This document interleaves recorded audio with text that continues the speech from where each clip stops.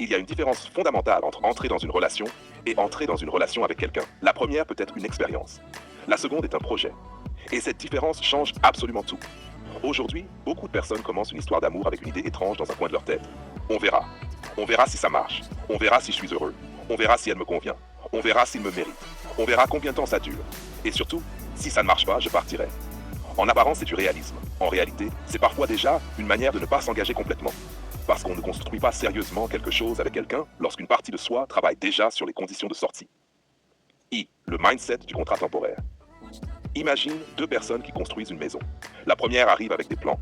Elle choisit les matériaux. Elle réfléchit aux fondations. Elle accepte les imperfections du terrain. Elle sait qu'il y aura des travaux. La seconde arrive avec une valise. Elle regarde la maison et se dit, si ça devient compliqué, je peux repartir. Les deux peuvent habiter le même endroit, mais elles ne construisent pas avec le même état d'esprit. C'est exactement ce qui peut se produire dans une relation. Entrer avec la conviction de construire ne signifie pas croire que l'histoire sera parfaite. Cela signifie accepter une idée beaucoup plus adulte. Je ne sais pas exactement ce que nous allons traverser, mais mon intention est de construire avec toi. Ce n'est pas une garantie de durée, c'est une garantie d'intention, et ce n'est pas la même chose. 2. Le divorce ne doit pas être le premier scénario. Il faut évidemment être lucide. Certaines relations doivent se terminer. Il existe la violence, la manipulation, la trahison, l'absence totale de respect, les incompatibilités profondes, les situations dans lesquelles rester devient destructeur. Personne ne devrait être prisonnier d'une relation au nom de l'engagement. Mais il y a une différence entre savoir qu'une séparation est possible et entrer dans la relation en pensant déjà à la séparation. La première est de la lucidité. La seconde peut devenir une prophétie. Parce que lorsque tu entres dans une relation avec une logique permanente de sortie, tu peux inconsciemment commencer à interpréter chaque difficulté comme une preuve que ça ne fonctionne pas. Une dispute, peut-être qu'on est incompatible. Une période froide, peut-être que c'est terminé. Une différence de caractère, peut-être qu'on n'est pas fait l'un pour l'autre. Une déception, je savais que ça finirait comme ça. Et progressivement, tu ne construis plus. Tu évalues. Tu ne vis plus la relation. Tu surveilles sa rentabilité émotionnelle. Notch 3. L'amour n'est pas un essai gratuit. Il existe aujourd'hui une culture du test. On essaie, on compare, on garde plusieurs options, on observe, on attend de voir si quelque chose de mieux apparaît. Et cette logique peut entrer jusque dans l'intime. Mais une relation profonde demande quelque chose que le marché moderne déteste, la décision. À un moment donné, il faut pouvoir dire, c'est cette personne que j'ai choisie. Maintenant, construisons. Pas parce qu'elle est parfaite, parce qu'on a décidé de travailler avec ses imperfections. C'est là que commence véritablement le couple. Pas au moment du premier baiser, pas au moment où deux personnes se plaisent, mais au moment où elles cessent de se demander « Est-ce que je pourrais trouver mieux ?» et commencent à se demander « Qu'est-ce que nous pouvons construire ensemble ?» La certitude n'est pas une prédiction. Attention cependant, avoir la certitude de construire ne signifie pas prétendre connaître l'avenir. Personne ne peut promettre « Nous serons ensemble toute notre vie ». La vie est trop imprévisible. Les êtres humains changent, les circonstances changent, les priorités changent. La certitude saine n'est donc pas « Je sais que nous ne nous séparerons jamais ». La certitude saine est « Tant que nous sommes ensemble, je vais agir comme quelqu'un qui veut construire ». Nuance énorme. Tu ne promets pas le résultat. Tu engages ton comportement. Tu ne contrôles pas la durée. Tu contrôles ton intention. Construire signifie travailler. Et c'est ici que le romantisme rencontre la réalité. Construire une relation, ce n'est pas seulement être amoureux. C'est apprendre à communiquer, faire des compromis, dire ce qui ne va pas, écouter, reconnaître ses erreurs, réparer après une blessure, traverser les périodes de fatigue, accepter que l'autre ne fonctionne pas exactement comme toi, faire évoluer les règles du couple et parfois recommencer une conversation 10 fois avant de parvenir à se comprendre. L'amour donne l'envie. La construction demande du travail. Et beaucoup de couples confondent les deux. Il y a une différence fondamentale entre entrer dans une relation et entrer dans une relation avec quelqu'un. La première peut être une expérience. La seconde est un projet. Et cette différence change absolument tout. Aujourd'hui, beaucoup de personnes commencent une histoire d'amour avec une idée étrange dans un coin de leur tête. On verra. On verra si ça marche. On verra si je suis heureux. On verra si elle me convient. On verra s'il me mérite. On verra combien de temps ça dure. Et surtout, si ça ne marche pas, je partirai. En apparence, c'est du réalisme. En réalité, c'est parfois déjà une manière de ne pas s'engager complètement. Parce qu'on ne construit pas sérieusement quelque chose avec quelqu'un lorsqu'une partie de soi travaille déjà sur les conditions de sortie. Le mindset du contrat temporaire. Imagine deux personnes qui construisent une maison. La première arrive avec des plans. Elle choisit les matériaux. Elle réfléchit aux fondations. Elle regarde le terrain. Elle sait qu'il y aura des imperfections. Elle sait qu'il faudra réparer. Elle sait même qu'un jour, certaines choses devront être rénovées. Mais elle est venue pour construire. La seconde arrive avec une valise. Elle regarde la maison et se dit Si ça devient compliqué, je peux repartir. Les deux peuvent habiter le même endroit, mais elles ne construisent pas avec le même état d'esprit. C'est exactement ce qui peut se produire dans une relation. Entrer avec la conviction de construire ne signifie pas croire que l'histoire sera parfaite.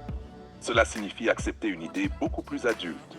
Je ne sais pas exactement ce que nous allons traverser, mais mon intention est de construire avec toi. Ce n'est pas une garantie de durée, c'est une garantie d'intention. Et ce n'est pas la même chose. 2. Le divorce ne doit pas être le premier scénario. Il faut évidemment être lucide. Certaines relations doivent se terminer. Il existe la violence, la manipulation, la trahison, l'absence totale de respect, les incompatibilités profondes, les situations dans lesquelles rester devient destructeur. Personne ne devrait être prisonnier d'une relation au nom de l'engagement.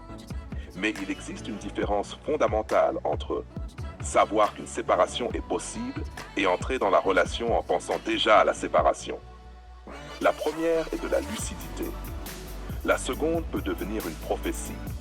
Parce que lorsque tu entres dans une relation avec une logique permanente de sortie, tu peux inconsciemment commencer à interpréter chaque difficulté comme une preuve que ça ne fonctionne pas.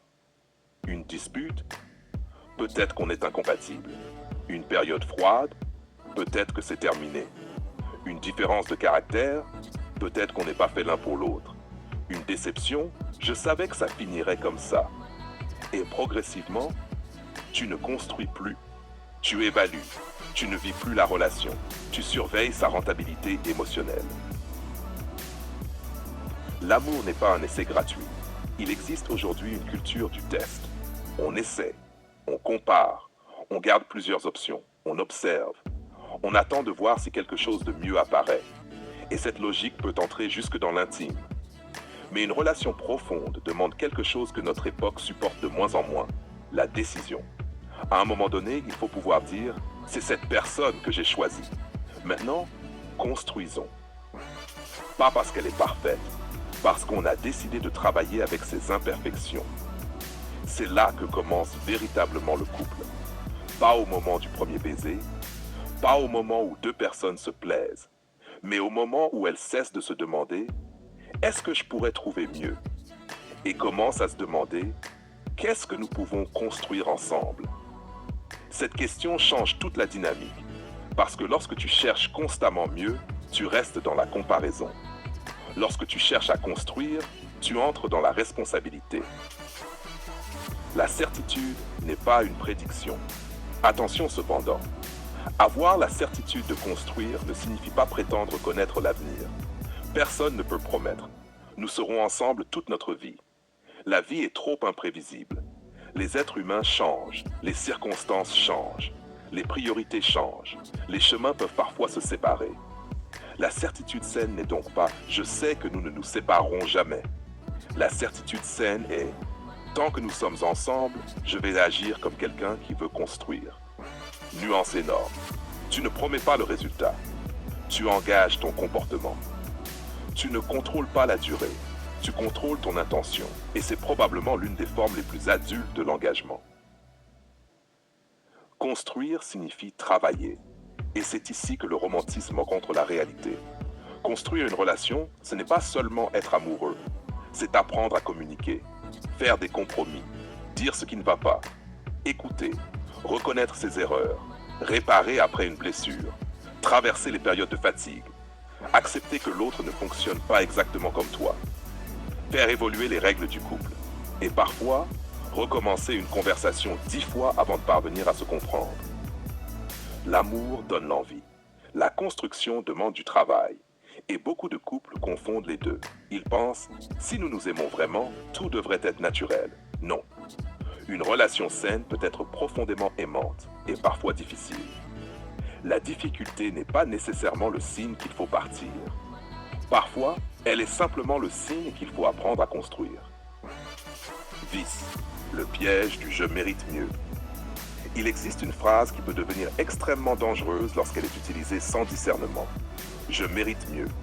Parfois, c'est vrai. Mais parfois, cette phrase cache autre chose. L'incapacité à supporter l'imperfection. Parce qu'il est toujours possible d'imaginer quelqu'un de plus beau, plus drôle, plus riche, plus disponible, plus romantique, plus intelligent, plus séduisant, plus compatible. Mais une relation ne consiste pas à trouver l'être humain qui possède toutes les qualités imaginables. Elle consiste à choisir une personne réelle, avec ses qualités, ses défauts, son histoire, ses contradictions, et à déterminer si ensemble, vous pouvez créer quelque chose de suffisamment solide. Sinon, tu risques de passer ta vie à comparer des personnes réelles à des personnages imaginaires. Et personne ne gagne contre une illusion. Le couple n'est pas une zone de confort permanente. Construire ne signifie pas accepter n'importe quoi. Cela signifie accepter que l'autre ne sera pas toujours exactement comme tu voudrais. Il y aura des désaccords, des frustrations, des journées sans romantisme, des périodes où l'un donnera davantage que l'autre, des moments où la communication sera mauvaise, des moments où vous aurez besoin de vous retrouver individuellement. Le couple adulte ne cherche pas l'absence de problèmes. Il cherche la capacité à résoudre